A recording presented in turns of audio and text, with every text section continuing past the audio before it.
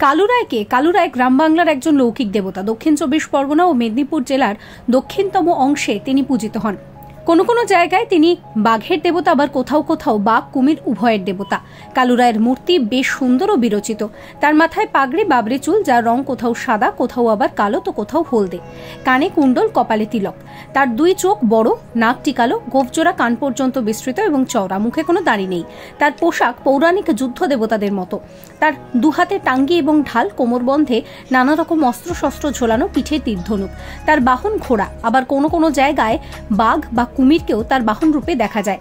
দক্ষিণ 24 পরগনা, সুন্দরবন এবং ওই অঞ্চলের পল্লীতে কালুরায়ের পুজোর প্রচলন রয়েছে। স্থানীয় বহু মানুষের বিশ্বাস কালুরায় আসলে দক্ষিণ রায়ের ভাই এবং পরিকর দেবতা।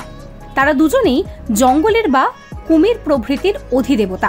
দক্ষিণ 24 পরগনা জেলায় কালুরায় দক্ষিণ রায়ের ভাই এখন অপ্রধান হলেও এককালে তার বেশ প্রাধান্য ছিল। সেটা তার মাহাত্ম্য প্রচারের জন্য মধ্যযুগে পল্লী কবিদের রচিত কালুরায়ের মঙ্গল, কালুরায়ের গীত ইত্যাদি থেকে বোঝা যায়। সুন্দরবনের চাষি থেকে শুরু করে বনজীবীরা কালুরায়কে বেশ ভক্তি ভরে পুজো করে থাকেন।